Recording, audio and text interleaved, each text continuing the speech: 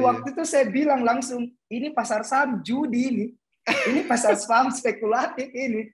Yang dari awalnya saya bilang bahwa pasar saham itu masa depan saya, berubah jadi pasar saham ini judi, tempatnya orang spekulasi di sini.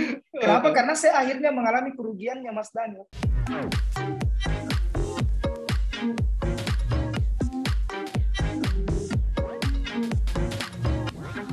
Halo Sobat Cuan, ketemu lagi bareng Daniel Wiguna. Dan gue hari ini akan ngobrol-ngobrol nih sama salah satu expert di bidang investasi yang mengkhususkan dirinya di bidang saham gitu ya. Tentu ini sudah nggak asing lagi namanya bagi para Sobat Cuan ya. Ada Mas Rafif Raya yang mungkin namanya udah lebih dulu masuk ke telinga Sobat Cuan, tapi mungkin juga belum banyak yang melihat sosoknya seperti apa ya. Dan profilnya Mas Rafif seperti apa, cerita hidupnya gimana gitu ya, sampai pada akhirnya itu bisa jadi expert banget di bidang persahaman ya. Dan kita akan membahas hari ini terkait dengan investasi ya, utamanya investasi saham nih ala Mas Rafif Raya. Langsung aja nih ya, kita sapa Mas Rafifnya. Halo Mas Rafif, kabar sehat? Halo Mas Daniel, Alhamdulillah kabar sehat Mas. Gimana kabarnya Mas Daniel? Kabar baik, baji-baji kalau kita bilang ya, karena Mas Rafif ini setahu gue, Mas Rafif ini kan dari Makassar ya, kita sama-sama dari Ya, Makassar loh ya. sama-sama.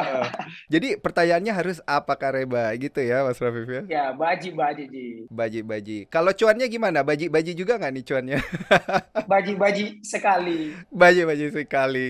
Iya, iya. Oke. Nah, ini yang pengen ditanyain oleh Sobat Cuan kan, karena investasi yang baik itu kan memang tidak hanya mengenal cuannya aja ya, cuannya yang baik, tapi juga kita harus ngelihat risiko, kita harus ngelihat ya kadang-kadang kita loss dan lain sebagainya. Dan ini tentu juga udah sering disebutkan ya oleh Mas Rafif di IG live-nya dan di presentasi-presentasi sebelumnya. Nah, tapi kalau kita mundur sedikit lagi nih ke profil seorang Mas Rafif. Nah, Mas Rafif ini mulai masuk ke dunia persahaman ini kapan sih Mas Rafif? Oke, baik. Ya, sebelumnya salam kenal buat Sobat Cuan.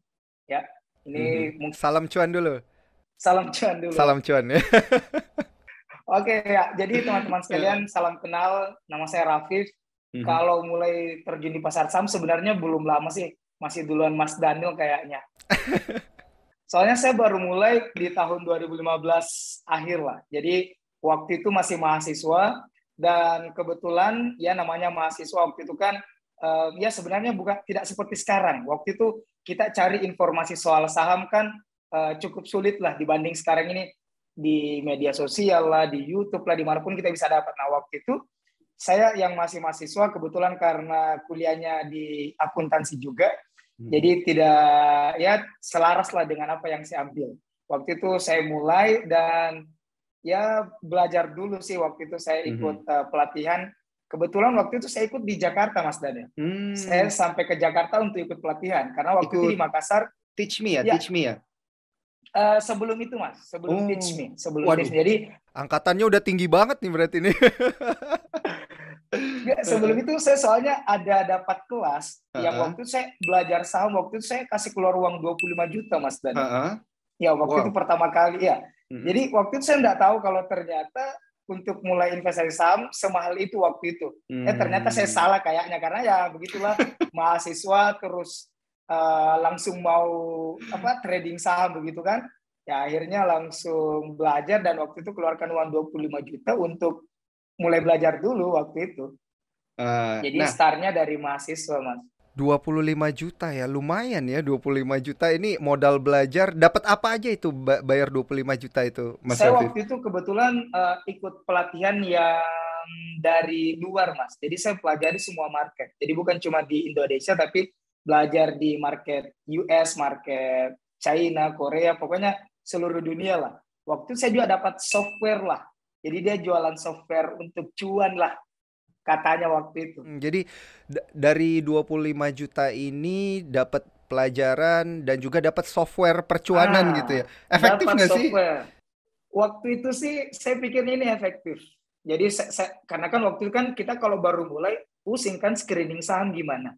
Nah waktu itu dengan toolsnya itu, softwarenya itu dia bisa bantu kita. Tapi akhir-akhir ini ya saya pikir-pikir kayaknya nggak berguna juga. Sudah bayar mahal-mahal, taunya nggak dipakai juga ya karena ternyata software itu bikin kita bingung juga. Dia kasih kita pilihan 10 saham. Ya kan nggak mungkin kita beli semuanya kan. Akhirnya Iya, kita iya, pilih iya, cuma iya. 1, 2 beberapa saja. Akhirnya ujung-ujungnya sekarang malah nggak kepake.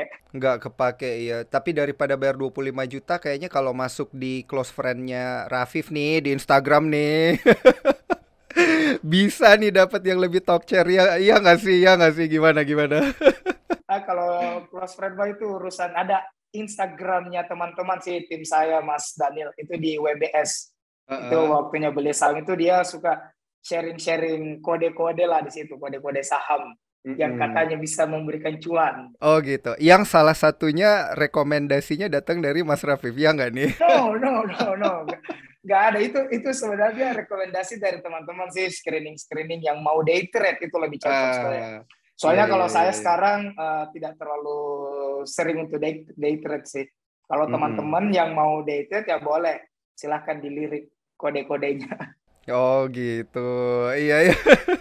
Kirain ini semuanya datangnya dari Mas Rafif nih karena kan ada biasanya di balik satu Instagram anonimus itu ada ghost writer gitu-gitu kan. Nah, ini Oke oke. kebetulan teman-teman rata-rata sudah full time trader. Mhm. Dia memang aktivitasnya cuman pantau-pantau market ya. Mereka lah yang gonta-ganti Mhm. sharing-sharing di sana. Menarik sekali. Nah, tapi kan tadi kalau Mas Rafif bilang, ini kita sekalian ngebahas sedikit ya, Mas Rafif ya. Ini kan kalau yang ngelihat dari WBS itu adalah yang suka day trade gitu ya. Artinya kan scalping gitu ya, atau fast trade, tradingnya cepet gitu. Nah, kalau Mas Rafif ini berarti alirannya gimana nih? Investing ya, lebih jangka panjang gitu ya, atau swing trade? Oke, ya. Jadi benar sekali, Mas. Mm-mm. Kalau saya itu sekarang kalau trading ya paling swing aja sih. Hmm. Cuman saya memang lebih saat ini sih lebih lebih fokus buat investing. Soalnya kan Hmm. aktivitas juga saat ini tidak mampu untuk pantau-pantau market, jadi tidak bisa Mm-mm. scalping, tidak bisa fast trade. Jadi ya paling paling mentok sih paling bisa swing trade sih. Gitu ya. Ya Dan kalau dulu sih iya, kalau dulu awal-awal ya orang baru mulai mau cepat kaya kan, iya ya benar pasti benar benar. pasti fast trade lah. Awal-awal Pasti. kita lihat orang-orang lain, kok bisa ya sehari dapat 5%, kok bisa ya sehari bisa Iya, 10%, benar. ya sudah kita ikut-ikut saja. Wah, bisa ini kita Heeh. jadi kaya cepat dari trading ini kalau Iya. begini. Tapi sama Mas Rafif nggak cocok ya fast trade itu ya? Dulu cocok Mas, Mm. dulu cocok. Soalnya kan bisa pantau kan, waktu masih mahasiswa kan kita uh, waktu kosongnya banyak, ya Heeh. kan, waktu kosong banyak, terus bisa pantau terus. Jadi ya cocok lah. Kalau sekarang, Mm-mm. aduh, ditinggal sedikit sebentar saja itu rasanya sulit begitu. Oh sulit. Aduh, posesif ya. Berarti kalau Ya kalau saham ya fast trade itu posesif gitu ya, harus iya, dipantau terus gitu ya. harus dipantau terus. Mau mau nggak boleh ditinggal biar sebentar juga, jangan ditinggal. Iya iya iya iya. Apalagi scalping itu kan Mas ya. Mm-mm. Harus dipantau terus gitu ya. Nah, tapi tadi kan Mas Rafif bilang saking antusiasnya pengen belajar gitu sampai berani bayar 25 juta untuk pelajarannya seperti apa, kemudian dapat software juga yang pada akhirnya ya so-so lah gitulah ya nggak tahu ini akhirnya gimana softwarenya. Nah, ini semangatnya ini sebenarnya datang dari mana sih untuk pilih instrumen saham gitu? Instrumen kan itu ada banyak banget. Kalau kita cari persentase, ada yang namanya forex juga gitu ya, ada yang namanya futures, ada sekarang ada kripto. Nih tapi kenapa nih milihnya justru saham gitu? Ya, oke. Jadi menarik sekali pertanyaannya nih, Mas Mm-mm, Daniel. mm-mm. Jadi saya jujur saja, saya Iya. sebenarnya adalah orang yang lebih suka belajar dulu, Hmm. baru terjun begitu. Nah, waktu itu kebetulan kan saya latar belakangnya akuntansi. Ya, Mhm, ya kenal-kenal saham sedikit lah. mhm. Kebetulan orang tua juga saya dosen. Dia ambil Hmm. program doktor juga akuntansi dan Akuntansi. ya disertasinya soal Waduh. pasar saham. Waduh. Nah, jadi secara tidak langsung memang pengetahuan saya ada di saham sih. Jadi Heeh. basic keilmuan ada di saham. Jadi ya sudahlah kita terjun di sini saja. Nah, waktu Iya itu iya. sambil belajar saham memang saya tahu instrumen lain, forex Mhm, dan sebagainya. Tapi mhm. saya orangnya gitu Mas, saya itu kalau mau terjun ya harus tahu dulu. Nah, Nah. kebetulan ini ternyata pas saya dalami saham, semakin kesini semakin, aduh kok rasa-rasanya saya semakin banyak ketidaktahuan ya soal saham ini. Akhirnya belajar terus dan ya mentoknya di saham. Saya malah nggak tertarik untuk investasi ya seperti ini, seperti sekarang ada kripto lah atau ya lain-lain lah. Tapi nyoba yang lain udah pernah dong. Futures coba gitu, reksadana coba. Iya, kalau investasi di pasar modal sih saya coba, Mas. Bahkan kalau untuk sampai saat ini pasar modal pasti ya reksadana, obligasi, pasti iya. Nah, tapi kalau untuk ke kripto, forex itu saya sama sekali tidak. Jadi menurut saya waktu itu saya pikir rasa-rasanya saham sudah cukup. Nah, jadi sudah cukup dan alhamdulillah saya sudah matang lah. Enggak, ini yang jadi pertanyaan Sobat Cuan nih. Cukup gitu. Kata cukup ini. Waduh, cukupnya Mas Rafif ini berapa nih? Kayak sehari 30%, sehari 50% atau enggak lah. Gimana Mas Rafif? Maksud saya begini, Mas. Maksud saya kan pertama saya punya niat di pasar saham itu awalnya untuk trading, kan? Terus akhirnya malah jadi investasi. Nah, ternyata setelah saya hitung-hitung ya sudah cukup untuk memenuhi kebutuhan trading dan investasi saya. Soalnya gini Mas, saya kalau trading itu kan tujuannya bagi saya, menurut saya saat ini untuk memenuhi kebutuhan hari-harian lah, atau mungkin untuk menambah porsi investasi, ya kan. Jadi ya kalau investasi bahkan saya 20% per tahun itu sudah cukup menurut saya. Udah cukup ya. Wah, 20% jadi bukan per hari, Mas. Bukan per hari ya. Bukan. Iya, benar. Ini jadi sifatnya itu, ini yang harus didengarkan dan juga harus benar-benar digarisbawahi oleh Sobat Cuan itu, bahwa yang namanya return atau cuan itu harus bisa terukur dan realistis gitu ya, Mas Rafif ya. Betul sekali. Ya menarik sebenarnya Mas. Soalnya belakangan ini itu memang banyak sekali orang yang harapkan ya itulah sehari 10%, sehari 20%. Ya memang faktanya memang bisa, Mas, dan tidak bisa kita pungkiri saham ARA kan naik maksimal bisa sampai 35% bahkan. Betul.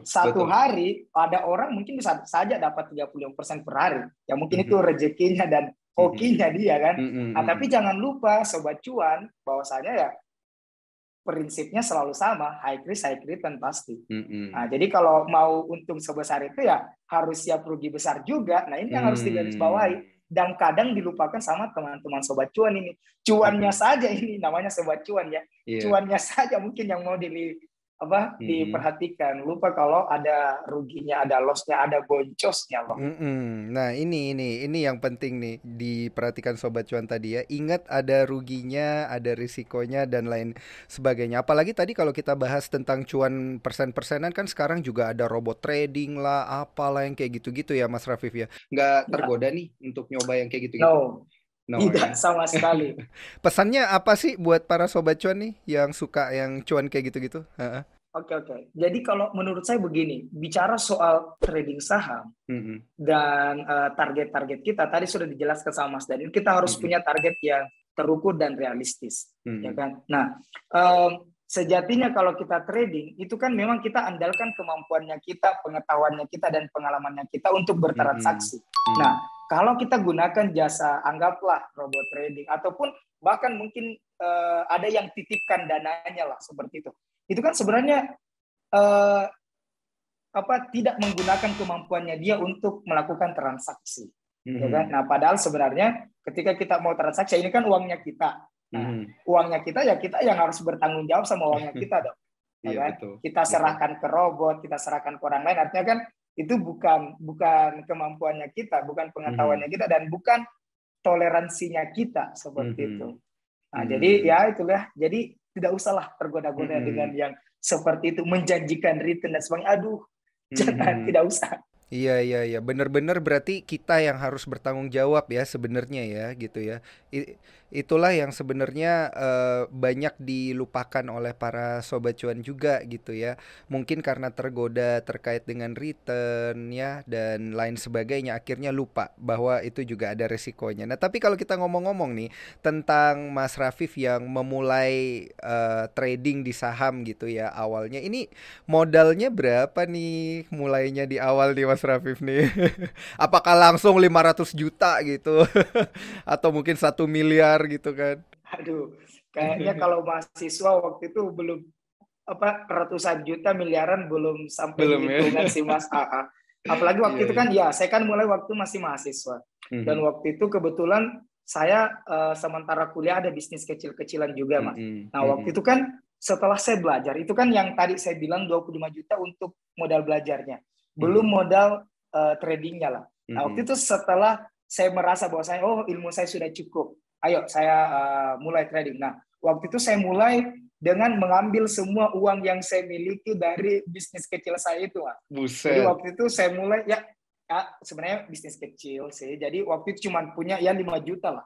Jadi saya mulai dengan 5 juta waktu itu. serius, Yes. Iya, jadi ya mahasiswa uang buset, 5 iya, juta iya, ya iya, iya, iya, iya, sebenarnya iya, cukup besar sih waktu itu, Mas. iya, iya, iya, betul, betul, Dan betul, tidak ada prinsip-prinsip uang dingin lah, uang. Pokoknya kalau bisa sepanas-panasnya digunakan. Ya namanya masih mahasiswa ya Mas ya. Kita resiko juga sangat-sangat tinggi lah. iya, Jadi iya, waktu iya, itu semua uang yang saya punya di kantong di di ATM ya saya ambil semua, saya mulai trading saham karena waktu itu saya heeh, dapat ilmu bahwasanya wah saya bisa hidup dari trading saham. Jadi ya sudah, wah, saya iya. ambil semua uang saya waktu itu. Jadi saya mulai dengan modal 5 juta Mas Daniel. Tapi bener nih kata Mas Rafif ya, yang namanya mahasiswa ya semuanya uang panas kayaknya. Iya, betul iya. Ya, ya mungkin beda lah kalau kita anak sultan atau anak siapa lah. Iya, Tapi iya, kalau bener. masih mahasiswa dan kita sedang berjuang, ya sudah Mhm. pasti yang digunakan ya mau tidak mau uang Iya, panas. iya, Tidak ada apapun istilah itu. uang darurat, ada dana Heeh. darurat belum ada. Iya, iya, iya. Semua. Terus gimana tuh ceritanya berhasil tuh dapat dapat untung besar dari pertama kali belajar itu? Nah, jadi cerita singkatnya gini Mas. Saya kan mulai Mhm, dengan modal 5 juta. mhm, Dengan setelah belajar saya percaya diri bahwasanya saya punya ilmu lah. Akhirnya mhm, saya mulai dengan modal 5 juta, saya akhirnya trading saham waktu itu. Nah, mhm. alhamdulillahnya di bulan pertama saya trading itu saya cuan mas. Mmm, Alhamdulillah 10% mhm. waktu itu, jadi dapat sekitar Wah, 500.000 lah. Ah, waktu itu tuh, 500.000 mahasiswa ya lumayan lah, bisa heeh. untuk sebulan makan jajan kan sudah cukup lah. Bisa pakai buat traktir pacar gitu ya. Ya boleh lah. Boleh lah. Nah, jadi pas saya berpikir bahwasanya wah sepertinya memang pasar saham ini cocok buat saya. Heeh, Sepertinya pasar saham ini benar-benar masa depannya saya. Karena heeh, 10% per bulan saya iya. dapat, ya tentu saja ya dibanding bisnis saya sebelumnya ini menarik ini. Iya, iya, Jadi iya, akhirnya iya. saya percaya diri bahwasanya ya sudah saya fokus di pasar saham saja deh. Kayaknya Mhm. memang ini masa depanku.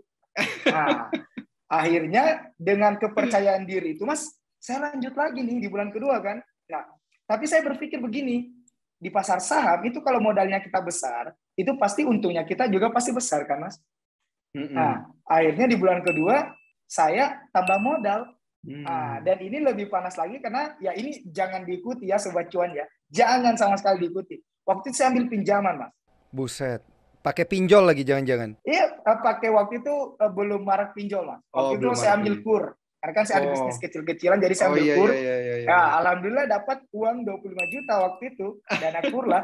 Nah, saya gunakanlah uang 25 juta itu untuk trading saham di bulan Mhm, kedua. Jadi mhm, ada sekitar 30 juta 500 lah modal saya di bulan kedua. mhm, mhm, Nah, dengan ekspektasi bahwa saya dapat 10% per bulan, ya mhm, pasti saya hitung-hitung saya bisa bayar ini cicilannya. Dan mhm. alhamdulillahnya bulan kedua ya saya cuan lagi Mas Daniel. Mantap, 10% lagi? Bahkan lebih tinggi waktu itu saya dapat belasan persen, hampir 15% kayaknya. Wah, Jadi empat gila, gila, setengah gila. juta saya kantongi sebagai mahasiswa dalam 1 bulan. Iya, iya. Saya semakin percaya diri dong, Mas Iya, iya, Daniel, ya iya, kan? iya, iya. Saya bilang, aduh benar deh, kayaknya ini pasar saham memang masa depanku. Iya, Kayaknya ini saya gue ditakdirkan banget nih, untuk gue gue banget, iya. banget ini, gue banget ini pasar saham. Ya sudahlah, Iya, iya. dan ketamakan itu makin datang, Mas. Oh, iya, iya. Kita kalau Makin mulai greedy trading gitu saham, ya, iya makin makin greedy. greedy. Heeh. Dan saya coba lagi lah di bulan ketiga. Yang ini bulan ketiga lebih ekstrim lagi nih Mas Daniel. Pakai pinjaman lagi. Iya, pakai pinjaman lagi karena kan saya berpikir begini, modal iya. besar pasti hasilnya besar. Iya. Nah, ini sekali lagi Sobat Cuan, tolong jangan diikuti. Karena waktu itu saya jaminkan salah satu aset di rumah saya, gila, itu untuk dapat pinjaman. Iya. Mobil, jadi jaminin mobil. Jaminin mobil. Ya, saya dapat 100 juta lah waktu itu Mas. Untuk pinjaman. Untuk pinjaman, dan untuk mulai di bulan ketiga itu saya sudah ada 140 jutaan lah, Mas Tani. Jadi baru bulan ketiga itu saya sudah risknya tinggi sekali, Mas Tani. Iya. Ya, karena kalau kita baru mulai itu kita yang kita buru selalu cuan. Iya. Dan apa yang terjadi di bulan ketiga ini Mas Daniel, kalau bisa lihat muka saya ini sekarang sudah tidak bisa tersenyum seperti ini lagi. Waktu itu akhirnya saya mengalami yang namanya kerugian. Wah, ruginya banyak lagi. Dan ruginya sebenarnya persentasenya waktu itu tidak besar. Secara persentase tidak besar. Ya kan, kita kalau belajar kan kita ada istilah stop loss lah, cut loss. Betul, ya kan? betul. Mentor kita, guru kita itu sampaikan ke kita kalau sudah sampai batas cut loss, jual, langsung jual. Nah, tapi Mas Daniel, yang trading itu saya, bukan mentor saya kan, bukan gurunya saya, bukan. Waktu itu kerugiannya saya yang alami. Persentasenya mungkin masih batas wajar, tapi nominalnya sudah besar, Mas Daniel. Iya. Jadi apa yang terjadi waktu itu, saya bilang, saya tidak usah cut loss lah, nanti juga naik lagi. Iya, betul. Iya, karena apalagi pengalaman kemarin kan saya lihat, wah naik. Ternyata waktu itu marketnya memang lagi bagus pas saya masuk. Pas bulan ketiga, apa yang terjadi, saya alami yang namanya kerugian, dan akhirnya saya tidak berani cut loss sampai saya mengalami kerugian sampai 50%, Mas Dani. Wah, gila. Dari 140 juta, sisa 70 juta. 70 juta? Buset. Dan waktu itu saya bilang langsung, ini pasar saham judi ini. Ini pasar saham spekulatif ini. Yang dari awalnya saya bilang bahwa pasar saham itu masa depan saya, berubah jadi pasar saham ini judi, tempatnya orang spekulasi di sini. Kenapa? Karena saya akhirnya mengalami kerugiannya, Mas Daniel. Iya. Dan waktu itu akhirnya karena kan saya mulai juga sama teman-teman yang lain, Mas Daniel, waktu itu. Dan saya bilang sama teman saya waktu itu, kebetulan dia tidak mengalami kerugian, tapi saya rugi besar. Saya bilang, kok jangan bicara lagi sama saya soal saham. Saya tidak mau lagi dengar itu soal saham. Spekulator, judi itu ya, semua di situ. Dan akhirnya saya tinggalkan, Mas. Saya tinggalkan pasar saham. Jadi singkat cerita, saya tinggalkan pasar saham. Akhirnya kembali ke kehidupan normal, tenang, tanpa gangguan naik turunnya harga saham. Baik. Tapi singkat cerita lagi, Mas Daniel, akhirnya ternyata saya tidak bisa jauh dari pasar saham. Saya kembali lagi, tapi waktu itu saya benar-benar belajar. Jadi saya belajar tanpa transaksi. Jadi betul-betul belajar. Kebetulan ketemu sama kepala bursanya Makassar waktu itu. Akhirnya saya betul-betul belajar dan malah jadi broker akhirnya. Jadi sempat jadi broker juga, Mas Daniel. Jadi saya sambil belajar, akhirnya ikut pelatihan Teach Me, punya sertifikasi WPPE, akhirnya gabung di Sekuritas juga, dan ya sebenarnya setelah menjalani pekerjaan sebagai sekuritas, saya resign dan sekarang jadi ya full time investor lah. Oke, nah long story short gitu ya, tapi memang semua orang kan harus belajar dulu ya. Memang kadang juga belajarnya pun harganya mahal gitu, kayak Mas Rafif juga. Tapi ya selama itu memang bisa membuat kita improve ya skillnya ya, ini nanti pada akhirnya bisa jadi kayak Mas Rafif nih, jadi expert juga ya ini pada akhirnya. Nah ini kita langsung skip ke bagian yang paling ditanya-tanya oleh para sobat cuan kita nih dari Mas Rafif nih. Cara pilih sahamnya seperti apa sih untuk screeningnya ini? Ini kan pertanyaan pamungkas dari para sobat cuan ini. Ya, jadi begini, sobat cuan, kalau mau cuan itu pastikan tahu dulu mau trading dalam jangka waktu berapa lama. Karena biasanya sih kalau untuk scalper, fast trade atau day trade itu kita memanfaatkan momentum kenaikan harga saham. Nah, caranya kita bisa lihat dari top gainers lah. Nah, jadi kita bisa lihat top gainers apa sih yang sedang ramai dan naik saham hari ini. Nah, kita bisa numpang tuh tanda kutip. kita bisa numpang kenaikan harga sahamnya. Makanya kita bisa colek ya top gainersnya lah.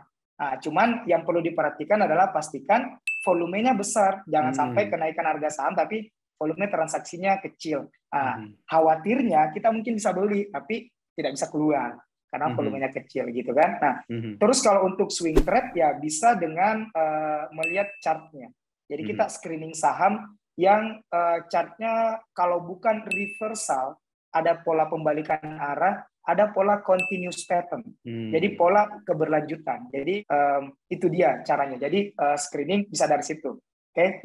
Kalau untuk investasi ya screeningnya tentu saja kalau bukan value investing ya growth investing. Seperti itu. Gitu ya. Ini langsung dicatat oleh Sobat Cuan cara-caranya seperti apa gitu ya. Dan kalau tipe saham yang mayoritas ada di portofolionya Mas Rafif nih seperti apa nih dengan metode seperti itu pada akhirnya? Apakah lebih banyak blue chip, lebih banyak yang second liner, lebih banyak yang third liner atau gimana nih dengan metode itu?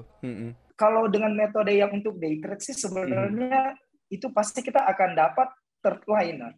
Kemungkinan besar kita dapat third liner ya, tanda kutip saham gorengan lah.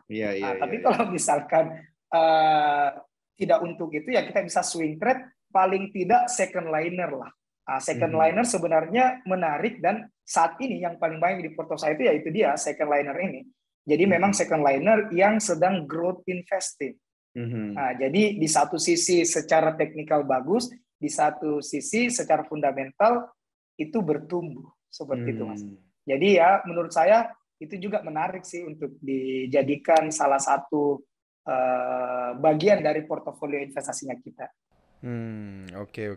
Tapi tadi ya kembali lagi ya ke cara pemilihan sahamnya berarti harus ngelihat yang volumenya gede juga gitu ya. Iya harus itu konfirmasi besar itu, Mas. Jangan beli saham kalau volume transaksi nggak ada volumenya. Apalagi nggak ada volumenya. Oke.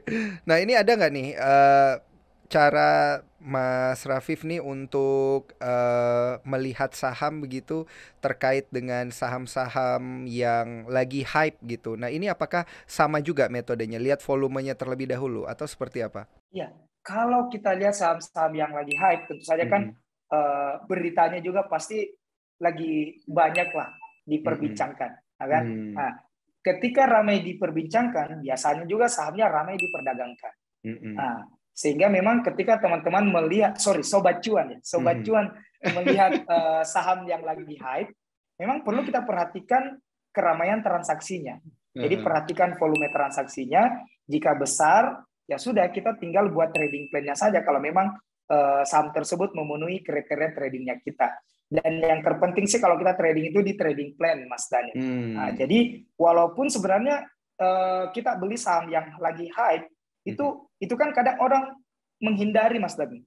Saham hype dia hindari karena takut beli di saat hype lah, takut ya sudah rally, sudah naik. Padahal sebenarnya menurut saya itu tidak masalah selama kita punya trading plan. Betul. Karena jangan sampai kita semakin ketinggalan begitu. Jadi ya kita bisa beli sih, tidak masalah, tapi dengan trading plan. Seperti itu. Nah ini yang harus diingat ya, trading plan itu harus ada. Nah kalau kita minta nih, boleh nih ya, minta sama Mas Rafif nih untuk para Sobat Cuan, tips dan triknya supaya cuan maksimal nih sebelum kita main games. Kita ada games nih habis ini Mas Rafif. Apa nih tips and trick supaya cuannya bisa semaksimal Mas Rafif nih? Apakah kurangi day trade, lebih banyak swing trade atau seperti apa nih? Kan ini belajar dari Mas Rafif ya. Jadi kalau berdasarkan pengalaman saya, untuk mendapatkan cuan maksimal, itu kita jangan begini. Jangan naik sedikit dijual, ya, turun banyak ditahan. Jangan. Jangan. Karena dari pengalaman saya, yang saya dapati, itu kalau saham memang sedang tren naik, ya sudah kita biarkan naik. Kita maksimalkan keuntungan kita. Bagaimana caranya mengamankan keuntungan ataupun memaksimalkan cuannya kita? Itu ada yang disebut dengan trailing stop. Nah, trailing stop ini adalah awalnya kalau kita bikin trading plan adalah angka cut loss-nya kita. Nah, jadi misal kita beli saham di harga 1.000, angka cut loss-nya kita 950. Nah, ternyata setelah kita beli saham, harga sahamnya mengalami kenaikan. Nah, angka cut loss tadi yang 950 itu kita naikkan. Nah, kita naikkan seiring kenaikan harga sahamnya. Nah, dengan seperti ini, dengan melakukan trailing stop ini, itu kita bisa menjaga profitnya kita. Jadi nanti setelah kita melihat harga sahamnya naik, angka cut loss tadi itu naik juga, ya kita bisa dapat cuan yang maksimal. Nanti ketika harga sahamnya ternyata sudah mulai ada pembalikan arah atau turun lah ya, itu kita bisa jual sahamnya. Jadi ketika menyentuh trailing stop, kita jual dan nikmati cuannya. Mantap. Itu kalau ada nggak sih batasan loss-nya berapa, taking profit-nya berapa? Kalau taking profit kan ya semaksimal mungkin lah ya gitu ya. Tapi kalau cut loss berapa persen nih? Kalau menurut saya sih ini akan kembali ke masing-masing mas. Saya kalau bicara persentase sih itu kurang tepat. Kalau menurut saya yang lebih cocok itu berapa nominal yang siap kita terima. Karena belum tentu kalau kita anggaplah batasi 2%. Tapi modal kita 1M misal. 2% dari 1M kan lumayan. Waduh, gede belum juga tentu tuh. Semua orang belum tentu semuanya cukup. Nah, ada juga mungkin orang yang cut loss-nya 10%. Tapi modalnya anggaplah 10 juta. Nah, mungkin itu bisa jadi toleransi. Nah, sehingga menurut saya pribadi, kalau bicara cut loss, batasan cut loss, itu kita harus lihat berapa sih nominal uang yang kita relakan pergi dari portofolionya kita. Seperti itu. Jadi berapa nominal yang bisa kita relakan gitu ya. Jadi dari nominal. Ya, dari nominal. Atau kalau misalkan kita sudah mengalami yang namanya profit, itu kita tinggal batasi berapa sih cuan yang siap kita terima. Oke. Nah, karena kalau menurut saya Mas Daniel ya, saham yang capital market dream adalah kita let profit run. Jadi kita biarkan harga saham itu kalau memang mau naik ya sudah, kita biarkan naik. Kalau memang marketnya mau naik ya sudah, kita biarkan. Jangan sampai kita menyesal kalau anggaplah, kan biasanya kita menyesal kalau terlalu cepat take profit, terlalu cepat ambil untung. Nah, dengan trailing stop ini kita bisa amankan profit kita dengan maksimal. Trailing stop ya berarti ya, ini yang harus digarisbawahi. Dan satu lagi, let the profit run gitu ya. Iya. Oke Mas Rafif, ini kita ada games ya, jawab cepat.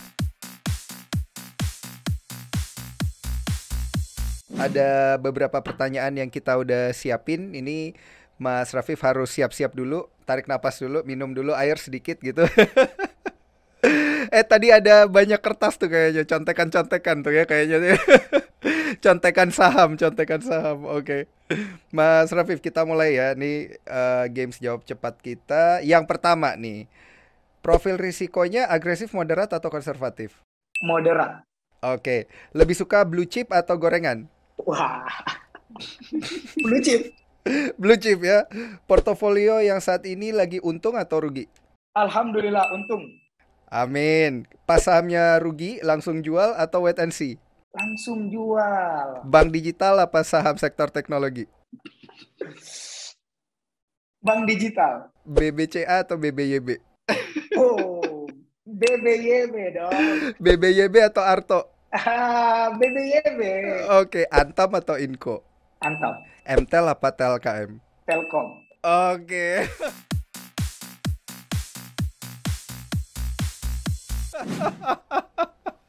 Waduh. Mantap Mas Rafif. Ini sudah jadi kode-kode semua. Siapa tahu Mas Rafif ini ada kode-kode lain gitu ya. Monggo silakan dikasih ke Sobat Cuan. No. Atau mungkin itu gak ada, atau silakan. Mungkin itu nanti di interview kita yang selanjutnya ya, khusus kita ngebahas tentang saham-saham gitu ya Mas Rafif ya. Ya semoga bisa lah. Oke. Menarik sekali Mas Rafif. Ini sebelum kita tutup interviewnya, boleh dong dikasih pesan-pesan pada para Sobat Cuan kita gitu ya, yang baru belajar untuk investasi, yang udah cuan dan juga mungkin lagi nyangkut atau lagi loss nih, apa nih pesannya Mas Rafif? Oke, jadi Sobat Cuan sekalian yang mungkin baru mulai trading saham, investasi saham, ataupun mungkin sudah lama memulainya, ini yang harus kita perbaiki sebenarnya adalah niatnya kita. Niat awalnya kita terjun di pasar saham. Kita harus ingat bahwasanya pasar saham itu bukan tempatnya untuk kita kaya dalam waktu singkat. Bukan, sama sekali tidak benar. Sehingga mindset itu harus kita perbaiki. Nah, kedua, jangan pernah berhenti belajar. Jangan pernah berhenti belajar karena market akan terus berubah seperti itu. Jadi belajar dan evaluasi. Dan yang terpenting juga sebenarnya begini, menurut saya waktu itu lebih berharga daripada cuan. Menurut saya pribadi.